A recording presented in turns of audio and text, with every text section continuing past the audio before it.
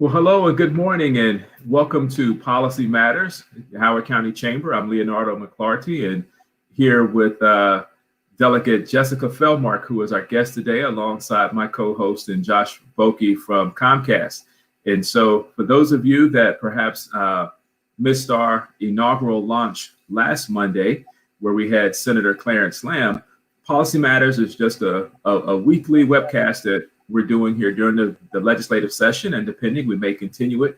But it's really just allowing us to have an opportunity to dialogue with members of the Howard County General Assembly delegation, particularly being that we can't see them in the same way that we've typically done over the previous sessions. But fortunately, with technology, we can still have this dialogue and actually allow you, our members, and just other interested parties to be able to tune in and listen to the discussion as well. And so, again, this is being supported via one of our chamber's longtime supporters in Comcast. And so glad to have Josh Bokee here with us. And so, Josh, anything you'd like to add or say this morning before we jump right in and just start having a policy conversation? Well, Leonardo and Delegate Feldmark, good morning. No, it's just a pleasure to join the conversation. I think we should just go ahead and dive right on in. Excellent. And so because we purposely want to have this, it'll be about 30 minutes. I'm going to spare a lot of the, I guess, maybe typical formalities, but certainly for those of you in the Howard County area, you know that Delegate Feldmark is certainly no stranger, having been involved in a number of legislative arenas over the last several years. And I'll just leave it at that, with working with our county council as well as with previous county executive Ken Ullman, just to name a few. And so with that, Delegate Feldmark, maybe just we'll jump right in and just talk about, what you see as some of your priorities for this coming session. Sure. Thank you, Leonardo. Good morning. And thank you, Josh, for being here. So this is, as everyone knows, a session unlike any other we've had before, and we are adjusting to our virtual hearings and the new format. But all of those changes don't change the underlying fact that we have a lot of important work to do this session. We've got a lot of priorities, and as we were sort of preparing for session, gearing up, I started thinking about things in 5 buckets, and so far I think that really is helpful to look at kind of some of the big issues this session. So the first and I think top of everyone's mind is COVID pandemic response and recovery, and that includes everything from the healthcare side to business relief and assistance, helping families who've been impacted the hardest through this with rental assistance and other forms of aid to help our community recover through this pandemic. The second big category is veto overrides. There were a number of bills that the legislature passed last year in our abbreviated session that the governor chose to veto, and a number of them that I personally am hopeful we will override, and I believe we will. So the next bucket is the budget, right? And it is its own category here. It's the one thing that we are constitutionally required to adopt every year as a balanced budget. And certainly in light of the pandemic, it's been a major concern. The good news is things are not as bad as we had feared they might be, but it's still going to be a challenging budget. The fourth area is police and law enforcement reform. This was a big topic this year. Through the interim, there was the House had a work group that was chaired by our Howard County Delegate, Vanessa Atterbury, and some recommendations came out of that. That's going to be a big issue this session. And then the fifth bucket is everything else, right? And there's still a lot there, right? And actually, most of the bills that I'm sponsoring myself are in that everything else category. I will say a couple of the bills that I have around community colleges, I think it's important to look at them in light of the pandemic response and recovery, because I think as chamber members know well, our community college is an essential partner in workforce development and professional development. So as we look at recovering from a time of economic crisis, we have both traditional college students who may be looking for a less expensive educational opportunity because their families have been impacted by the pandemic. And we also have, workers who have been, potentially displaced or lost their jobs, businesses that have closed, and folks who need to get back into the workforce and may need some help and training to find the right opportunity to reenter the workforce. So I think we're going to be depending on our community colleges quite a bit as we come out of this. And I've got a couple of bills to help support community college funding. So. Thank you. And so we're going to touch on some of the things that you mentioned, but maybe, and I guess maybe the first is, so you mentioned, and let's just go perhaps to the veto overrides and so forth. And so I know you mentioned that there were perhaps a few in particular that you had personal interest in. And so maybe let's just kind of talk about some of those that you have, I guess, maybe that are important or special to you. Well, first and foremost, from my perspective, is the blueprint for Maryland's future. It is, I think this past year has simply underscored and highlighted how much we need to make sure we are investing in our schools to make sure they are successful. And, I think the cost was the primary reason that the governor gave for his veto. I think we can afford and we have to afford these investments. There is a cost to not investing in our school system, and that's the cost we can't afford. Okay. Yeah, I think that's really the biggest priority, but there are quite a few, and I think we'll be taking up a number of them. So before I ask a follow-up here, Josh, anything you want to maybe add or chime in on here? Well, Delegate, I think, I appreciate your comments about the fact, right, that a lot of this is also about, COVID recovery and the vaccines. The vaccines are coming. They're here. They're coming. Right. And folks are now looking ahead to say we have for some sectors, a complete, hugely damaging economy. And so how do we pivot and how do we move forward from there? And so, what are your thoughts? You started that from the top of the list, right, about in terms of COVID recovery. Do you feel optimistic about in terms of COVID relief, COVID programming that will come out from the General Assembly this year? So I do. I mean, I think it is something that there's broad agreement that it is needed. I think we have some work to do on ironing out the details and the best approach to providing relief. The governor announced his Relief Act and did finally file it. I think there are some good ideas and certainly good intention there. I have some significant questions about how he is proposing to deliver that relief. So, for instance, for assistance to, families, it's based on the earned income tax credit. And I think that is the right way to focus on the portion of our population that has the greatest need, but to limit it to families who have claimed the earned income tax credit is really short-sighted, because the earned income tax credit is a wonderful program for helping families in the greatest need. But over the years, the biggest challenge that program has had is outreach and getting families who are eligible to actually apply and claim the credit.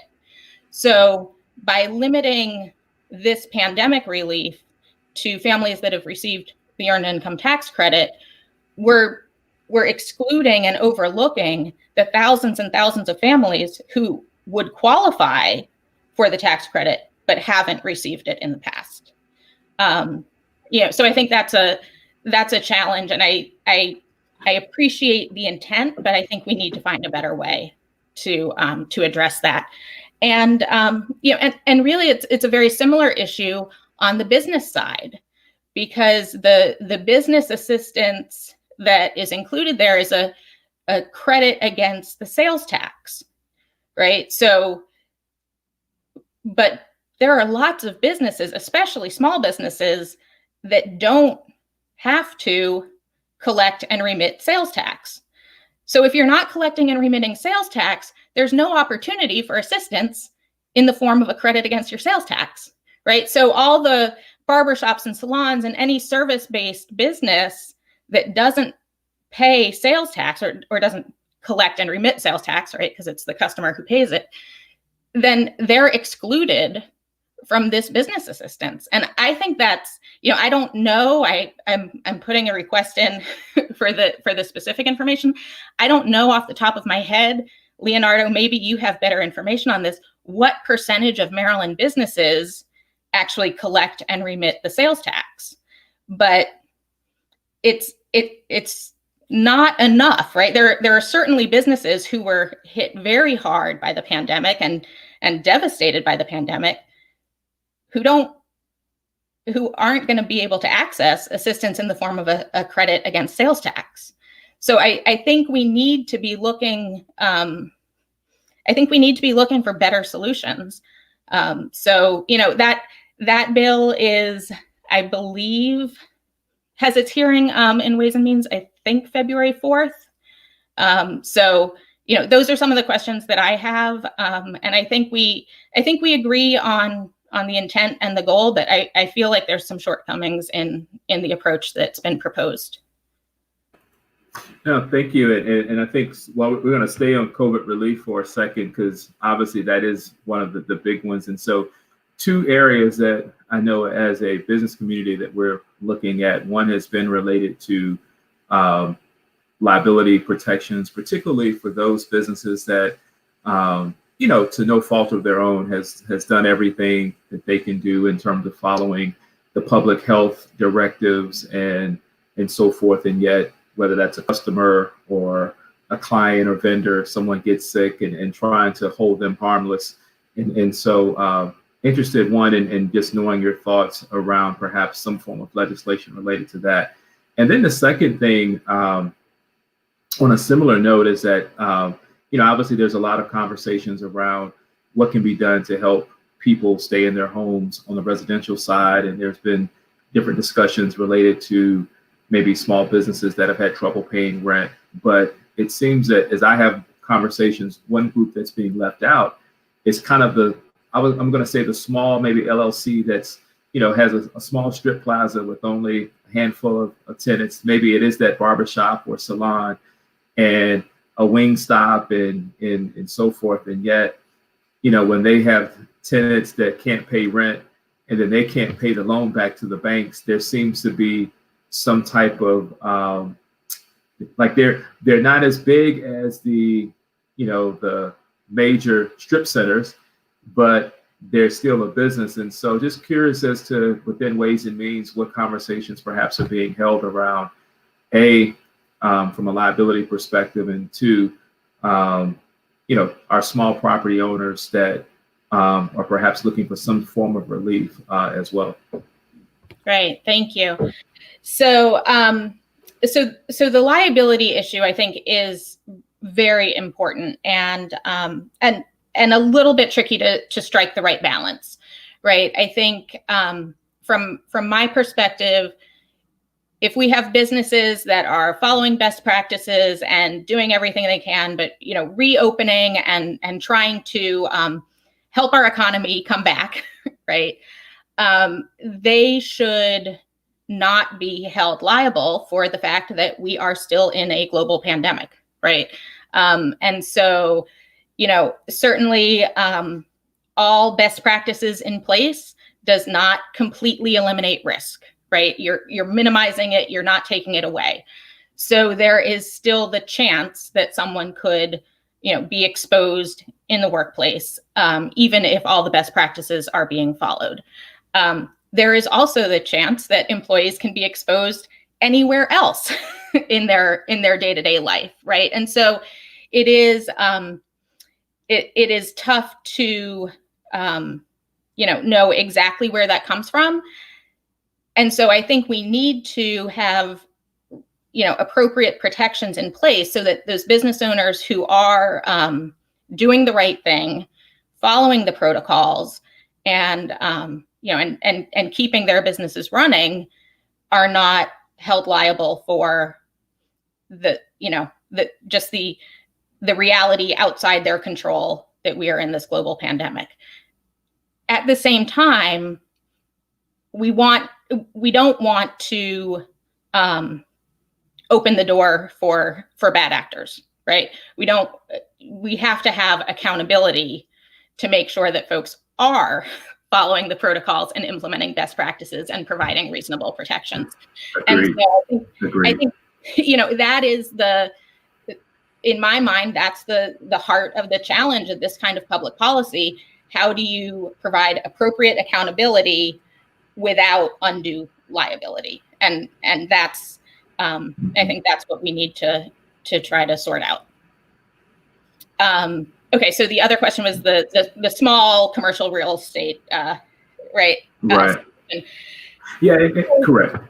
So yeah, I mean, I think that is tough. I think in any sector, right, the smaller end of the spectrum it has a bigger challenge, right? And that's certainly true in real estate as well. So I think, in both in commercial real estate and in residential, I think we need to be finding solutions where we can provide assistance that that carries upstream, right? So if you provide rental assistance to a tenant, right, then they're able to pay their rent to their landlord. Their landlord is able to pay their mortgage. The benefit multiplies and flows, right? Right. And I think we need to be looking at that on the commercial side too, because I think, the reality is, I know just from speaking with constituents and business owners in my district, I think everyone came into this pandemic, well, maybe not everyone, but most people, right? The overwhelming majority of people came into this pandemic with some compassion and some understanding, and no one was looking to drive anyone out, right? But I think when we started this pandemic, we didn't know how long this was going to last. And, compassion and patience and understanding are important, and they don't pay bills, right? So if you're not getting that same compassion and patience and understanding from your financer, then obviously we need to find a solution. And so I do think we need to be looking at assistance that provides that sort of upstream flow, so that we're solving as many problems as we can with the dollars we provide. Josh? Well, I'm struck by the comment you made earlier, right, about how to effectively reach populations in need, right, for the programming that they're in need of, and even to be aware of, and I'm struck by that because even with our own community investment programs, it really requires strong partnerships and partnerships with the providers. And in our case, when we partner with Howard County Schools on our Internet Essentials program, it's a great program, it's a great tool, but the partner knows how to reach the families who are in need. And so I more just a reflective comment, I think, really just, from your, from what you had said in terms of, as the state moves out with programs for either the small businesses or individuals, really, how do you reach those folks that, that they can take advantage, because there are great needs right now. Yeah, well, I think, in terms of reaching individuals and families, I think in so many ways we depend on our school system, right? And fortunately, the Howard County Public School System has been a strong partner for a lot of programs where, they have access to the families. They have a means to communicate. They have a means to reach a much broader audience, when we're trying to roll out a program. And that's in county government, state government, nonprofits, businesses, it runs the gamut. That at times ends up being a burden on the school system, right? Because their main, their mission is education. That's their core function. But they have become a community outreach venue, right? And I think that's a role they play willingly. And it is, with all the challenges they're facing, especially in these times under the pandemic, that is that is an additional sometimes workload and burden for them. On the business side, I think that's one place where the chamber can be really helpful, to help get the word out.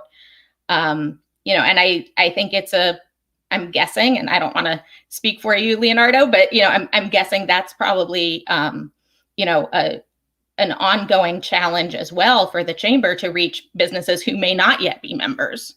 So I don't think I have a perfect answer there, but certainly it's something we need to continue to work together on. I think it's one of those where we all have to, much like your last statement, work together. Where we all have to work together, and in some cases, some people will tire of getting the same message, but for every person that maybe sees the message 4 or 5 times, we know that there's someone out there that still has yet to see it, and so we have to almost continue to flood the airwaves just to ensure that the public is aware of certain relief efforts and meetings and programs, et cetera. And actually, I think, Josh, your question from an education standpoint is a good segue for maybe these last, 9 or 10 minutes or what have you that we have. And so I guess maybe 3 things that I think we can touch basis on. And so the first is going back to Blueprint. And so obviously, Delegate, understand your feelings towards the program and policy. But, obviously, so I guess my question is, so if the governor's veto is overridden and so forth, perhaps talk about what also happens to maybe the legislation in and of itself, and that we know that because of the pandemic, there's some things that the Blueprint didn't focus on that now we recognize perhaps we need more attention to, whether that's, as an example, whether that's broadband or whether that's other outreach efforts and so forth. So maybe talk about perhaps the discussions that are taking place that in the event, so you override, so let's just fast forward, you override Kerwin, but how do you fix Kerwin in the sense to adapt to some of the things that have been brought to our attention as relates to the pandemic? Sure. So as a procedural matter, a veto override is simply overriding the veto of the bill that was previously adopted, right? So there's not a mechanism to amend as we override. That being said, the way policy always evolves is through additional legislation, right? So I do think we'll see some additional legislation this session, and I think some of the issues that we saw, come out of the pandemic, or really saw just highlighted by the pandemic, right? The digital divide, the disparities that we see in internet access are not the result of the pandemic. We just, it really underscored them and sort of exacerbated their impact as we became so dependent on virtual alternatives, right? So I think, I do think we need to focus on that quite a bit. And I just actually earlier this morning had a meeting with our library system, and their estimates are that there are about 3,300 homes in Howard County with no internet access still. And that is, and Howard County has pretty good, pretty good coverage and access. But for a family that doesn't have internet access, it really is such a barrier now that we have to address that. Looking at, technology is a wonderful tool, right? But access to technology and the access we gain through technology are things that we need to be looking at as an equity issue. And that was one of the underlying principles in the blueprint, looking at educational equity. And I think this has really emphasized how much we have to look at our internet access as a fundamental piece of that. Well, and Delegate, I think, and to layer into that, right, and as a provider and as sort of that from the industry perspective too, right, just as you said, there's a lot of layers to it, and it's going to take, it's not a one size solution fits all, but we all have to be part of the solution. And so you're exactly right, and what will work in one place may not work in the other, but as long as we continue to partner and work together, that's how we're able to reduce, as you said, to help eliminate that digital gap. It's there. Yeah, and so shifting, staying on education, but and this might end up being perhaps our last question. But you mentioned legislation that I think you were proposing that would support the community colleges, and as you touched on it, we're really fortunate here in Howard County, and that we have a true gem in Howard Community College. So if you would talk a little bit about the legislation to support our community colleges. Sure. So there are two bills, both dealing with funding for the community colleges. One has to do with tuition waivers that the state has adopted legislation to provide. So the state legislature has made policy decisions about certain instances where we want to grant tuition waivers for students of community colleges. That's great. I'm all for it. But when the state makes that decision that student doesn't have to pay tuition, we didn't make up the funding for the community college, right? So for us to make the decision that, we're going to cover tuition for certain students, that's great. But the state didn't really decide that we were going to cover the tuition. The state decided the community colleges would have to cover the tuition, right? And we didn't give them the funding to do that. So that's one bill is to correct that, so that so that our community colleges aren't sort of, bearing the cost of those decisions from the state level. And the other is a little bit wonky on budget procedures, but basically the CADE formula is the state law that guides funding to community colleges, and it's based off a percentage of the per pupil funding that's provided to the University System of Maryland, right? And what has happened over time is sort of loopholes have been discovered in terms of budgeting techniques, so that, for example, when the state gives a cost of living adjustment to state employees, right, an annual COLA to state employees, rather than that COLA showing up in the budget of every department to reflect the increase for their employees, the COLA is budgeted centrally in DBM, and that does not get included in the calculation of the CADE formula. So it's basically a loophole that shortchanges the community colleges in the calculation of the CADE formula. And so my legislation corrects that by saying any funding going to the University System of Maryland, regardless of where in the budget it's budgeted, gets included in that base that's used to calculate the funding that's owed to community colleges. So it's not glamorous. It's geeky budget procedures, but but it translates into real dollars. And that's the important part, right? We need to make sure that we're honoring that commitment to our community colleges and how we fund them. No, absolutely. And so as we run to the end of our time, I am going to ask just maybe one more question, and we'll just go over a few more minutes. And because I know education is certainly a passion of yours and of our followers. And so Governor makes an announcement on, I guess it was either Thursday or Friday, as it relates to going back to school and putting kids in the classroom, and just curious as to your thoughts there and so forth, particularly as we try to transition our students back.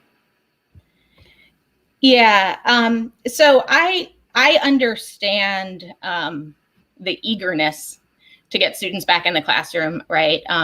Both from the governor's perspective, from parents' perspective. I think that is definitely what we all want to see happen as soon as possible. And I think we had a pretty good agreement about as soon as possible, meaning as soon as safe. And I think it would be a big mistake to lose sight of as soon as safe. And I think we've got to think about the safety of our students, of our educators, of the family members that our students and educators will be going home to every day, you know, and I think we did a lot of work on, metrics around reopening and, and certainly getting educators vaccinated, or at least getting them the opportunity to be vaccinated before they're back in the classroom is an important component of that. And, I appreciate the sense of urgency, but I am very concerned about losing sight of the importance of making sure we're returning safely. Excellent. And with that, I think that will wrap us up for this week's Policy Matters. And so, Delegate Feldmark, certainly want to thank you for coming and sharing with us. Josh, any closing comments for yourself?